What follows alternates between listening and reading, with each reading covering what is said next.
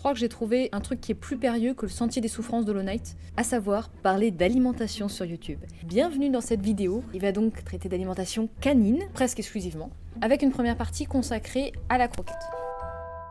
On peut reprocher beaucoup de choses aux industriels, mais en tout cas il ne manque pas d'imagination pour ce qui est de nous inventer des gammes dans tous les sens. Ça va être pour les chiens trop gros, les chiens seniors, les chiens petits, les chiens de race machin. Et regardez-moi ça, il y a même des croquettes contre l'anxiété. Non mais sans déconner quoi. Nos produits sont absolument consommables. Donc vous les mangez? Très bon. Vous les goûtez? Bref, il y en a pour tous les goûts et pour s'y retrouver, c'est un bordel sans nom. Alors que la croquette, c'est une invention qui est quand même plutôt récente. Il y a une époque où tout simplement on filait les restes de table aux animaux, on faisait des mélanges de pain, de viande et d'eau qu'on appelait pâté, par exemple. On peut noter qu'en 1860, un Américain invente le biscuit pour chien, qui ressemble pas mal encore aux friandises qu'on peut trouver aujourd'hui, à base de céréales, de légumes et de viande. Mais il faudra attendre du coup les années 1960, soit un siècle plus tard, pour vraiment avoir une industrialisation de masse de la croquette, grâce à une technique qui va permettre justement d'extraire l'amidon et de faire de l'amidon une colle entre les légumes et la viande. L'amidon étant principalement issu des céréales, mais on va en reparler. Les croquettes ont un intérêt évident pour les industriels, elles permettent d'éliminer du coup des produits que les humains ne mangent plus, et encore plus aujourd'hui, notamment les abats, et donc quelque part de recycler des déchets en faisant quelque chose de plutôt utile. Le problème avec les animaux, c'est d'équilibrer leur alimentation. Pour les propriétaires, on s'y retrouve aussi, parce que du coup, il y a un côté pratique, avec les croquettes, on a tout qui est prêt, on ouvre et puis on donne à l'animal. Mais il y a quelque chose d'un petit peu détonnant dans ces compositions-là, c'est que principalement on retrouve des céréales et des légumes, ce qui est un petit peu étonnant par rapport au chien, qui est réputé comme étant un carnivore. Respecter un chien, c'est connaître sa vraie nature. Enfin, certains disent aussi qu'il est omnivore. Eh bien en fait, le chien est bien un carnivore, au même titre que le chat, ou même que le panda. Non, vous vous trompez pas, hein, le gros machin là, qui bouffe du bambou toute la journée, c'est un carnivore. Enfin, au niveau taxonomique. Parce qu'en fait, il y a une différence entre l'ordre des carnivores, qu'on appelle aussi carnivora, qui va regrouper du coup des animaux qui auront des morphologies type carnivore, et le régime alimentaire du carnivore, qui lui du coup va aussi dépendre évidemment d'une morphologie, mais qui va pas du tout être strictement le même d'un individu à l'autre. Ainsi, même dans l'ordre carnivora, on va donc avoir, comme le panda, des individus qui n'auront pas du tout un régime carnivore. Il y a donc en fait au sein même de l'ordre carnivore ou carnivora, des subtilités au sens du régime alimentaire, et le chien du coup n'en fait pas exception. En fait, rien qu'entre le chat et le chien, on peut voir qu'il y a déjà des différences notables, à savoir qu'on appelle souvent le chat un carnivore strict, et le chien va avoir une réputation d'être plutôt omnivore. Alors cette terminologie-là, elle n'est pas tout à fait exacte, a priori pour parler du chien. On va plutôt parler d'un carnivore opportuniste, c'est-à-dire qu'il va avoir des possibilités parfois de manger des fruits ou d'autres aliments. On aura ainsi tendance à assimiler un régime idéal pour le chien à celui du loup, ce qui n'est pas tout à fait exact, même si le loup lui-même est un carnivore opportuniste. Mais certaines études ont mis en évidence des différences fondamentales entre les deux, et notamment par le fait que le chien était capable de mieux assimiler l'amidon par rapport au loup, bien que cela dépende des races. Par exemple, le samoyède, qui est une race ancienne, va moins bien l'assimiler que d'autres races. Ok, donc stop. On sait que le chien est un carnivore opportuniste, donc en principe, il devrait avoir dans son assiette de la viande, éventuellement un peu de légumes, et qu'il digère l'amidon dans une certaine mesure. Bon, du coup, ça devrait être plutôt facile de trouver des croquettes avec ces critères. Non? Ouais, il y a le marketing, ouais. Donc c'est pour ça que j'ai fait un petit test avec une consommatrice qui, a priori, n'a pas cherché particulièrement à se renseigner sur la nourriture, et qui est propriétaire d'un chien, un peu particulier, vous verrez, hein. Mais ça change pas grand-chose à l'affaire. L'idée, ça a été de lui demander un petit peu quelle alimentation elle donnait à son animal, et ensuite de lui soumettre un petit quiz de nature piégeuse, hein. Voilà, on va pas se le cacher. Donc si vous voulez relever le défi, n'hésitez pas également, on attend vos réponses dans les commentaires. Allez, c'est parti. Que penses-tu d'Éric Zemmour? Non, je t'ai pas demandé, mais t'as acheté quoi comme croquette? Moi j'achète Purina One. Tu les achètes où? Au supermarché. C'est quoi ton critère principal d'achat? C'est difficile à dire parce que moi j'ai qu'un seul chat et donc du coup j'ai... Alors pour les besoins de la vidéo, on va parler de chien. Ah vrai chien, moi j'ai qu'un seul chien et du coup... moi je n'ai qu'un seul chien donc c'est un peu compliqué. Au début j'avais acheté les croquettes de base et puis là en fait mon critère c'est plutôt je prends Purina One parce que Tu peux tout dire. j'aime bien le packaging. D'accord. Ok, m'attendais pas à ça. Mais je suis une femme donc sur le packaging, on peut le dire ou pas ça? Tu dis ce que tu veux, il n'y a aucun problème. Si le fait que je me suis renseignée un petit peu et apparemment c'est la moins mauvaise des croquettes de supermarché. Est-ce que tu as déjà parlé alimentation avec ton vétérinaire? Un petit peu. Tu en as parlé, oui. Oui. Oui. Et lui, il t'a conseillé les croquettes? Il t'a conseillé une marque? Il m'a conseillé Royal Canin. Ok, d'accord. J'en dis pas plus. À ton avis, quel est l'ingrédient principal de cette croquette? Ah oui, Voilà. bon bah moi je vois un paquet de croquettes avec marqué au bœuf, très au milieu, avec un petit bœuf. J'ai envie de dire, bah c'est pas du bœuf, étant donné que la publicité est mensongère. Et t'as les ingrédients en dessous, hein, si tu veux. Ah oui d'accord, j'ai pas vu. Bah céréales 30%. Ok, donc pour toi, c'est céréales. Attends, regarde, je suis sûre qu'il y a un piège, je suis sûre qu'il y a un piège, je suis sûre qu'il y a un piège. Moi, je dis rien, je dis Il y rien. a un Je te piège. donnerai les réponses Il après. y a un piège. Céréales, blé 30%. Moi je vois blé 30%, donc je me dis bon. Donc, Est-ce que tu sais pourquoi ils mettent céréales et blé à côté? Pourquoi ils mettent pas blé? Ah oui, c'est parce que là, c'est peut-être parce qu'il n'y a pas que du blé dans les céréales. Donc ça doit être peut-être les céréales qu'il y a le plus, mais pas forcément du blé. Le blé c'est peut-être ce qu'il y a le plus en céréales. Ok. Moi je dirais ça, c'est des Bon, céréales. j'en dis pas plus. Donc pour toi, c'est céréales. Ouais, De toute façon, moi, je dans dirais les céréales. Moi, je réponses, dirais t'as céréales, les je dirais céréales. céréales. Et donc pour celui-là. Ouais. Plus dur. Dessus, en gros, il y a marqué poulet. Là, je vois ingrédient numéro 1 poulet. Et là, ils mettent poulet 17%, blé 16%. Mais en fait, ce qui est étonnant, c'est qu'ils te mettent des pourcentages. Mais si tu fais 16 plus 17 plus 4, donc je sais pas compter, mais ça fait pas 100% quoi. Peut-être qu'il manque un truc Ok. qu'on ne dit pas. Et du coup, quel est le premier ingrédient selon toi? Des sous-produits animaux. Donc pour toi, c'est sous-produits d'animaux dans celui-là. Ouais, je dirais ça. Quel produit tu choisirais entre les deux et pourquoi? Bah, dans le premier, il y a du poulet frais, Ouais. apparemment. C'est pas mal ça. Huile de poisson. Après, il y a beaucoup de choses. Hein. Ouais, dans les deux. Pulpe Hein. de betterave. Ah ouais, dans ce cas-ci. Constitution analytique. Ah, quand on est C'est ce que c'est les constituants analytiques? Aucune idée. Ok. Tu les lis pas d'habitude les étiquettes? Pas vraiment. Ok. Bah, j'essaie de prendre des trucs où il n'y a pas une majorité de céréales dessus parce que c'est quand même des animaux qui sont faits pour manger de la viande. Bah, j'ai l'impression que dans le deuxième, il y a moins de pourcentage. Je sais pas. Peut-être le deuxième. Ok. Parce qu'il y a moins de pourcentage du coup. Bah, ouais, je sais pas. Ça fait moins, on veut vous prouver des trucs. Ok. J'ai- Alors, peux-tu me dire, avec les informations à ta disposition, quel paquet a le plus de protéines? Sachant que là, t'as accès que aux ingrédients. Dans les trois. Oh. À une vache près, hein. Et me dire viande fraîche de poulet, protéines de volaille, graisse de volaille, œufs, ouais, l'œuf déshydraté, fruits des bois. Fruits des bois. Armoise, millepertuis, ortie, camomille, racines de pissenlit, levure de bière. Oui, levure de bière. Bon. Voilà. Bah, le deuxième, il a l'air vachement plus compliqué. On a l'impression que c'est dans le premier. Ok. Le un. Ah oui, j'ai pas vu le 3. Protéines animales. Peut-être le 3. Le 3, Ouais, ok. je dis 3. C'est la moins détaillée. Peux-tu classer ces produits en fonction du pourcentage de viande et par ordre croissant? Juste avec le packaging. Ouais. Oh. Tu peux savoir à peu près, mais pas à 100%. Ouais, bah, ouais. Mais bon, si on suit au packaging, peut-être le C. Pourquoi? Bah, il n'y a aucune indication de viande dessus. Ensuite, là, sans céréales. Ah, j'ai pas vu sans céréales, là. B. Ok. Ensuite, le A, Ouais. puisqu'on a un pourcentage de céréales. Et le D, où il y a marqué sans céréales en dernier. donc ouais. C'est bad. C'est bad, ok. C'est bad, ouais. C'est bad. C'est ça. Ils sont quasiment font partie, selon toi, de la catégorie des sous-produits animaux autorisés dans la fabrication de croquettes. Alors, tout de suite, là, je vois le Alors. sperme. Évidemment. Je ne peux pas Les ne pas le voir. avas, les becs et plumes, le sperme, les poils, les placentas, les coquilles d'œufs. Les becs et plumes, c'est parti. Ok. Ça, je crois que je suis sûre de ça.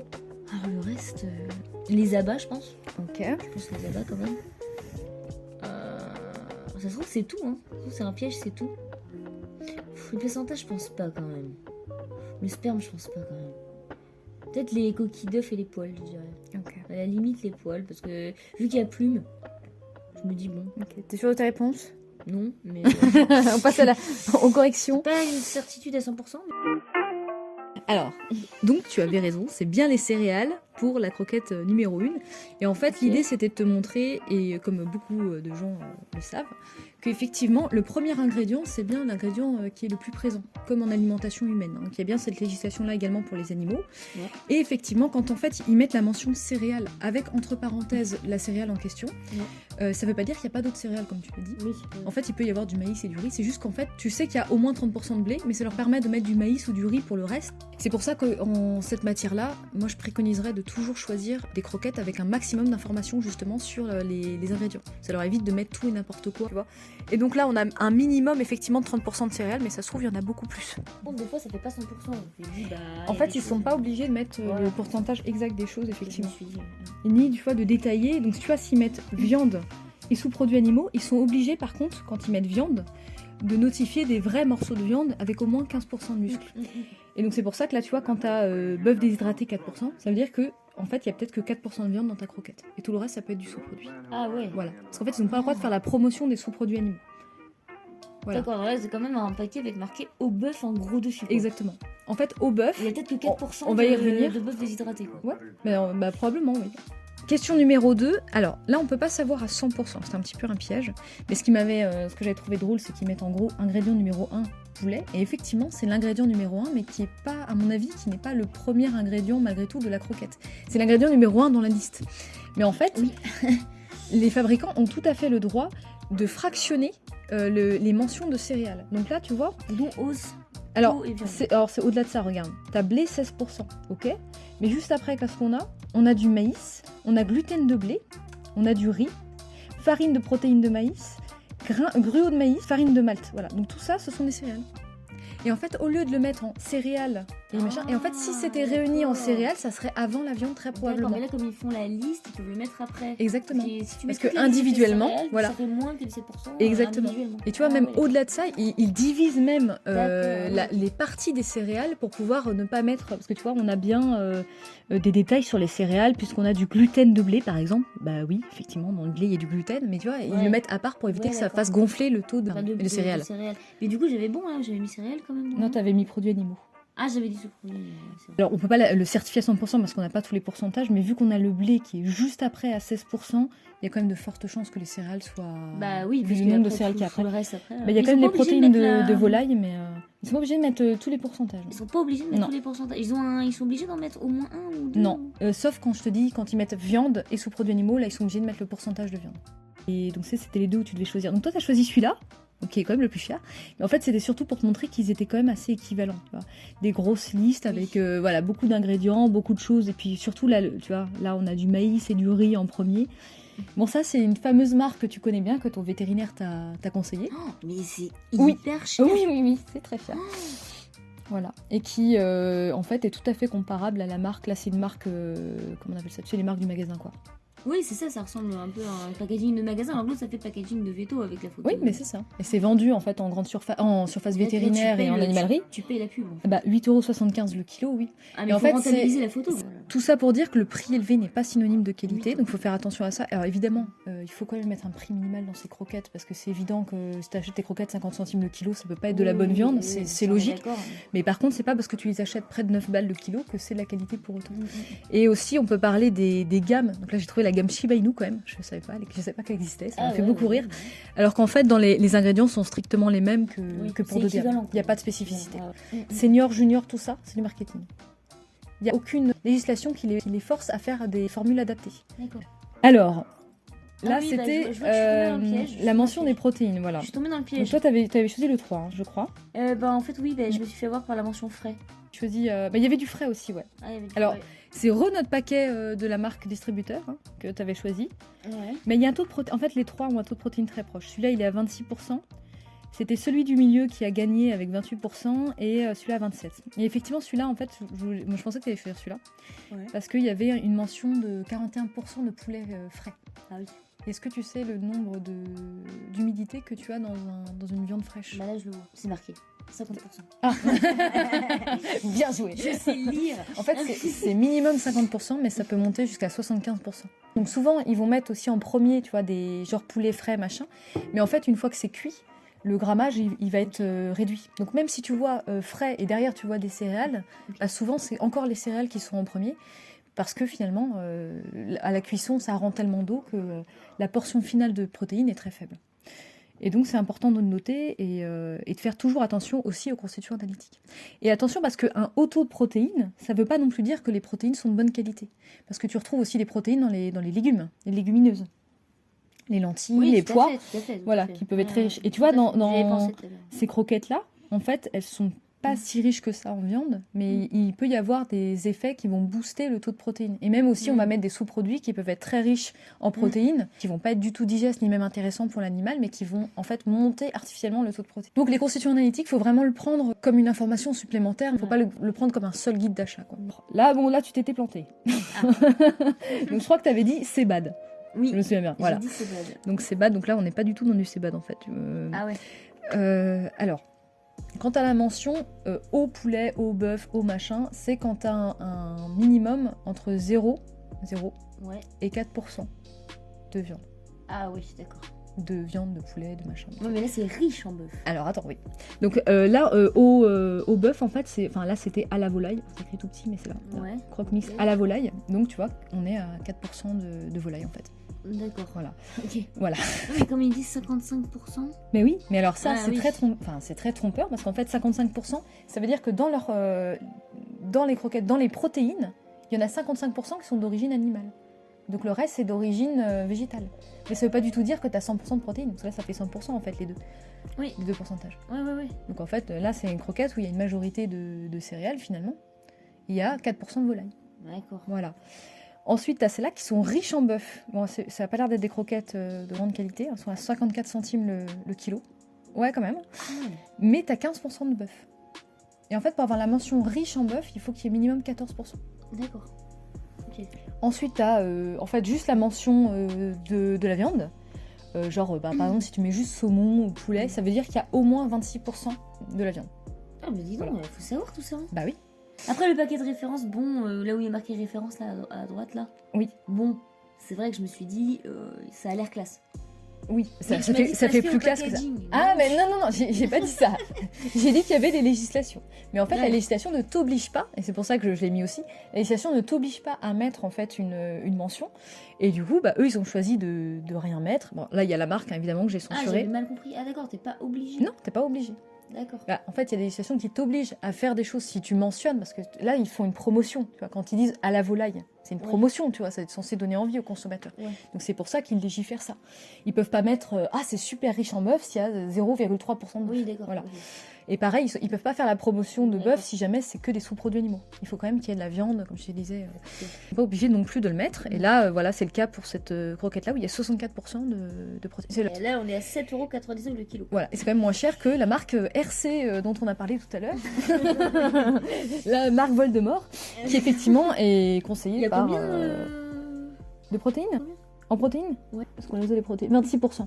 Mais ça, en fait, tu vois, encore une fois, 26% de protéines, en majorité, ça va être, à mon avis, des céréales pour celle-là. Ça va pas être des protéines animales. Oui. Et attention, Protéines, parce qu'en fait, c'est pas- il y a bien une différence, parce qu'il y en a qui disent, qui vont dire, ouais, c'est pas grave, t'as pas besoin de viande parce que t'as des protéines dans les lentilles. Alors certes, mais en fait, t'as pas les mêmes acides aminés dans ces protéines-là. Mm. Donc une protéine végétale, une protéine animale ne se valent pas, surtout pour des animaux qui effectivement sont carnivores. Bah oui. Donc voilà, donc là je t'ai mis le petit tableau voilà, un petit rappel avec du riche en foran, extra, tu vois, Ah, c'est les ouais, petites d'accord. mentions. Ça met sur son frigo, quoi.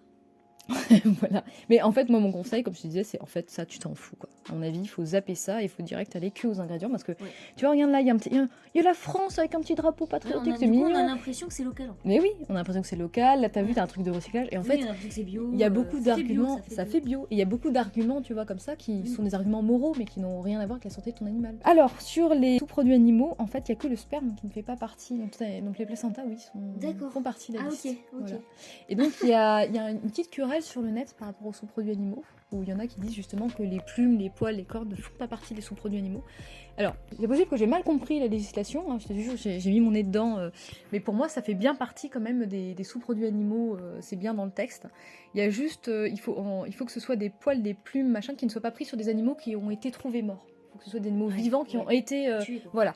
Et du coup, il y en a qui se raccrochent là-dessus en disant « Regardez, ça ne fait pas partie !» Je dis « Oui, des animaux morts. Mais les Voilà. animaux vivants, on peut prélever C'est le bon, poil, voilà. les plumes, machin. Ça, j'avais vu. Bon, placenta, j'avais pas vu. Et les placentas aussi. Et les Non, le placentas. sperme, non. On Le fait manger sperme, du placenta à nos animaux. bah oui. Puis des coquilles d'œufs, des... Voilà. Et vous m'avez servi ça? À moi? Comment s'y retrouver avec la multitude d'informations qu'on peut avoir sur les paquets? Eh ben, je vous invite à vous restreindre uniquement sur les informations qui concernent la qualité et les quantités des ingrédients que vous trouverez sur votre paquet. Donc la qualité, vous le trouverez dans la composition et la quantité, vous le trouverez dans les constituants analytiques qui sont un petit tableau qui normalement sont présents sur tous les paquets de croquettes. D'ailleurs, il y a beaucoup de sites maintenant qui vous proposent du coup d'analyser vos croquettes, donc n'hésitez pas à aller jeter un petit coup d'œil, c'est assez sympa. En termes de quantité, on va donc chercher des produits qui vont être riches en protéines, donc un minimum de 30-35% de protéines, un taux de cendres brutes qui sera faible, en dessous de 8,5%, parce que tout simplement, les cendres brutes, en fait, c'est ce qui va rester d'une croquette après l'avoir brûlée, donc ça va être les minéraux, et un taux élevé, donc au-dessus de 8,5% de cendres brutes, peut indiquer une mauvaise qualité de la viande qui sera trop riche, soit en gélatine, soit en os, etc., mais qui manquera du coup de muscles. On cherche un taux de glucides qui sera bas, quelque chose en dessous de l'ordre des 20%. Je vous rappelle que le chien et le chat sont capables de synthétiser leurs glucides par eux-mêmes et donc ils n'en ont pas strictement besoin dans leur alimentation. Les seuls constituants ne sont évidemment pas suffisants parce qu'il y a protéines et protéines. En matière d'alternative, est-ce qu'il faut aller vers des croquettes sans céréales? On a vu qu'au-delà même des problèmes de transparence sur les viandes, ce que c'est, ce qu'on met dedans, etc., c'est aussi le problème des croquettes qui souvent vont être trop grasses, trop riches en glucides. Et ça, c'est souvent lié à l'apport en céréales. La croquette sans céréales, elle va jouer un petit peu cette carte de l'alternative plus saine pour l'animal, qui va forcément être moins riche en glucides. Mais le problème, c'est que les industriels ne savaient pas faire sans cet amidon qui était présent dans les céréales. Et du coup, l'amidon, il n'y en a pas que dans les céréales, il y en a aussi dans certains légumes et légumineuses, et particulièrement les pommes de terre et les pois. À ma connaissance, en tout cas, il n'y a pas de croquettes sans céréales qui soient exempts de pommes de terre et de pois. Le souci avec ces légumineuses, c'est qu'elles peuvent aussi entraîner des problèmes de digestibilité. On peut noter également que la FDA avait été saisie aux États-Unis suite à un nombre de cardiomyopathies beaucoup plus élevé chez les animaux de compagnie ces dernières années. La FDA, qui est donc une organisation qui vise à réglementer la mise sur le marché de médicaments ou d'aliments. Et on suspectait à ce moment-là des croquettes sans céréales d'être responsables puisqu'on les trouvait corrélées à ces cas de cardiomyopathie à plus de 91% des cas. Mais on trouvait également la présence de pois et de lentilles dans plus de 93% des cas, donc ce qui est quand même énorme. Mais alors attention avec ces informations-là, puisqu'il n'y a aucune étude à ce jour qui a fait de cette corrélation véritablement une causalité, et on attend les études à ce propos. Alors en ce qui concerne les croquettes avec céréales, c'est pas forcément beaucoup mieux. Il y a un risque notamment avec les mycotoxines, qui sont des moisissures qui se développent particulièrement par le vecteur des céréales, même si c'est pas le seul, il y a aussi les légumes et la viande, mais c'est plus souvent les céréales. D'après les études que j'ai pu lire, malheureusement le taux recommandé en Europe n'est pas assez faible en fait, et donc même à faible dose, ces mycotoxines peuvent être à terme un problème pour votre animal. Bon, et du coup, en ce qui me concerne, j'avais fait le choix, moi, d'une nourriture plutôt sans céréales, avec du coup des aliments de qualité, un minimum de viande de 40% au niveau des protéines. Mais le problème, c'est que Phobos ne les digérait pas, mais pas du tout. Et on a essayé avec 3-4 marques différentes sans céréales, pareil, avec quand même de qualité dite premium. Et malheureusement, il n'y avait rien à faire. Il était très malade au niveau digestif, ça allait pas du tout. Et donc, sur conseil vétérinaire, on est passé à l'alimentation spécialisée vétérinaire Hills, qui est franchement, après tout ce que je viens de vous dire, pas terrible du tout. C'est-à-dire que si on regarde vraiment les composants, etc., je suis la plus mal passée pour parler d'alimentation canine finalement. Mais de fait, c'est la seule chose qui, pour l'instant, en tout cas, convient au niveau digestif à mon chien, parce qu'il s'est stabilisé du coup. Là, ça fait à peu près 1 an qu'on est sur cette alimentation-là, et il n'y a plus de problème majeur au niveau digestif. Alors est-ce que j'ai vraiment eu pas de chance pendant 1 an? Est-ce que du coup les croquettes que j'avais choisies étaient finalement pas si bonnes que ça? Je sais pas, ça pose quand même tout un tas de questions. Est-ce que ça vaudrait peut-être pas le coup de passer du coup à une autre alimentation avec lui, une autre tentative qui serait plutôt d'aller vers des rations ménagères? J'y ai bien sûr pensé et longuement pensé. Le problème, c'est que ça demande du coup quand même de mettre en place un certain nombre de choses, et ça on en parlera plutôt à l'occasion de notre deuxième vidéo. Voilà, juste pour info, je suis pas du tout contre les croquettes sans céréales, et d'ailleurs mon chat est nourri aux croquettes sans céréales avec des croquettes pareil haute teneur, protéines, etc.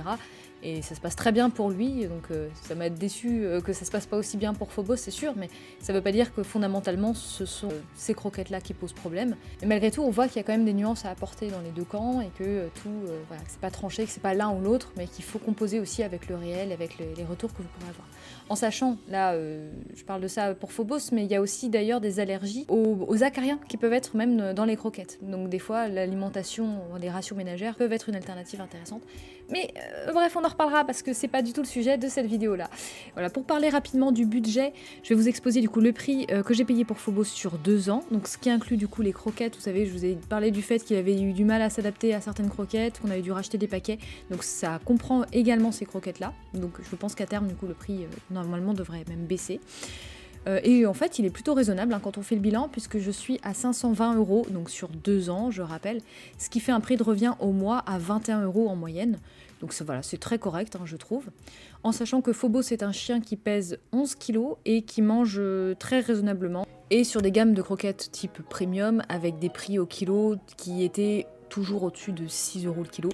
Bien que, on l'a déjà dit, le prix n'induit pas la qualité, mais voilà, c'est pour vous donner une idée à peu près. Si vous achetez dans ces prix-là et que votre chien mange à peu près comme Phobos, vous devriez vous en tirer avec un budget qui serait pas trop énorme, en sachant que il y a quand même de mon côté pas mal de friandises qui sont données à Phobos, hein, j'avoue, donc peut-être que ça biaise un petit peu mon budget. Voilà, donc merci à tous pour ceux qui ont suivi la vidéo jusqu'au bout. Je sais qu'elle était assez intense, mais c'est quand même important, parce que là on parle d'un des piliers de la bonne santé de votre animal, vraiment, hein, la nourriture. Donc faut pas déconner avec ça à mon avis. Et la bouffe quoi, la bouffe, on est français, hein, donc la bouffe c'est important, bien sûr. Allez, salut!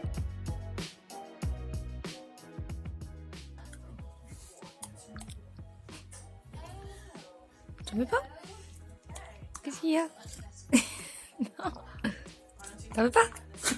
Bah alors, Phobos. Non.